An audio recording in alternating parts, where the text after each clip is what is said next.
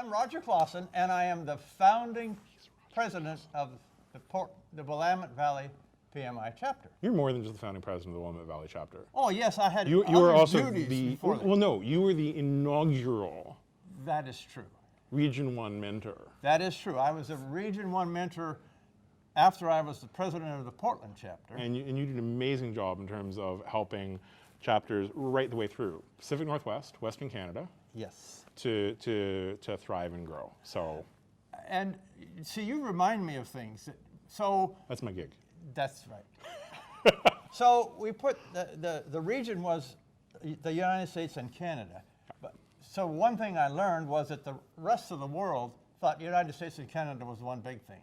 They don't see a border, but Yeah, they smudge together. yes. Yeah. So we didn't have any money when we started the regions. And so we decided to do $1 per chapter Yeah. assessment. The Canadians were not excited about so we said it can be a Canadian dollar or a US Well, dollar. we were good with it. Yeah. It was a different dollar. That's right. But we always worked this out. And it was voluntary, so some chapters contributed, some chapters didn't. And that's where I first met him, as a Region 1 mentor, I was going around visiting chapters. Yes, because I was at the time the president of the Northern Alberta chapter, north of the border. Right. And lo and behold, it was fun for me to see the culture of PMI on both sides. Now, they have a strange way of saying project. They say project instead of project up there. But It's how we talk about projects. Okay, about.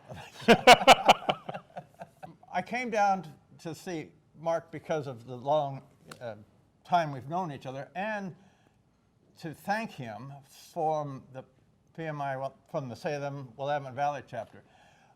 We started as a group of people meeting at lunchtime, not in a restaurant, not with a program, just people who loved project management and wanted to talk about it.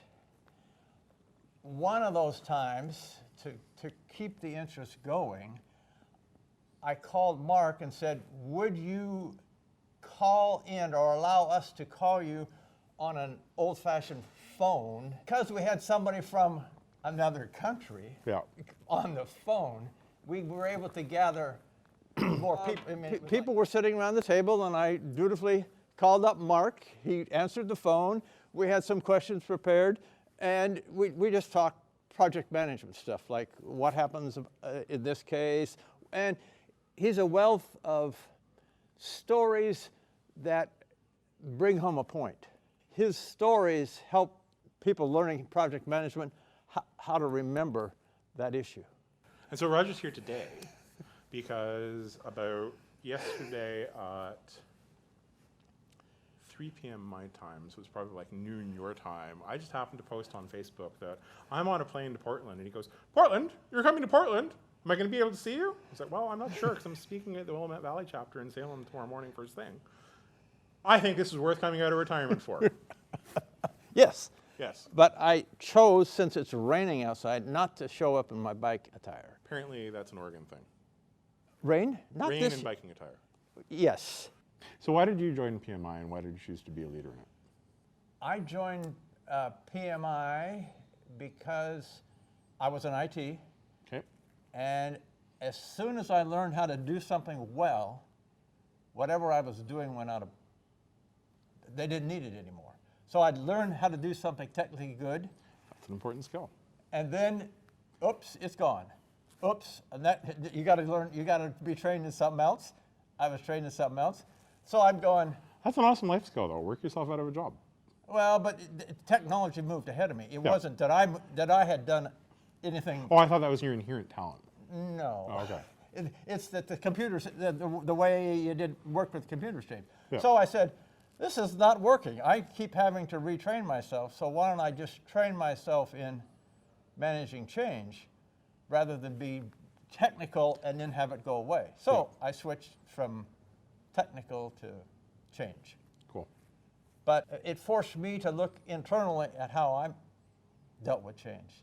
So PMI has also helped me when my life has changed to say, you can teach this, but can you live it? Yeah. So you've facilitated change, but you also benefited from the experience. Yes. PMI has been a wonderful experience for me. I call myself, when people say, what do you do? I say I'm in the change management business. Whether I'm in IT, whatever, and what the name on the door above that I'm working for doesn't matter. I'm all about trying to make something happen. I think that's important because you are in the change management business, and what you've done for PMI in terms of helping umpteen chapters around here to develop and change and grow and share ideas and get ideas.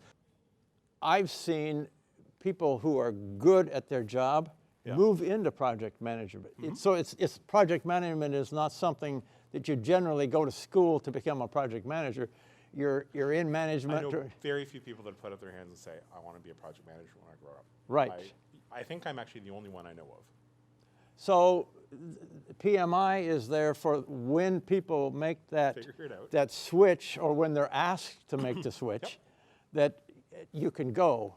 What you asked me, how come I went? That's probably why, one of the reasons I went, is that I evolved the project management, and I'm looking around going, how do I do this? What I'm loving now is that we're starting to have conversations, though, about how do we evolve the project management.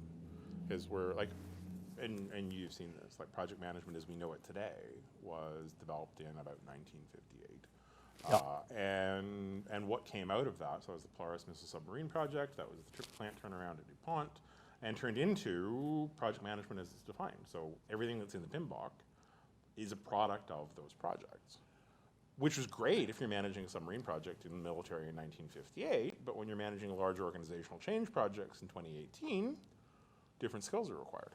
Absolutely, absolutely. The international, the globalization, having your team all over the world, that in 58, that didn't exist. And just messy problems and advancing like you're getting worked out of a job now.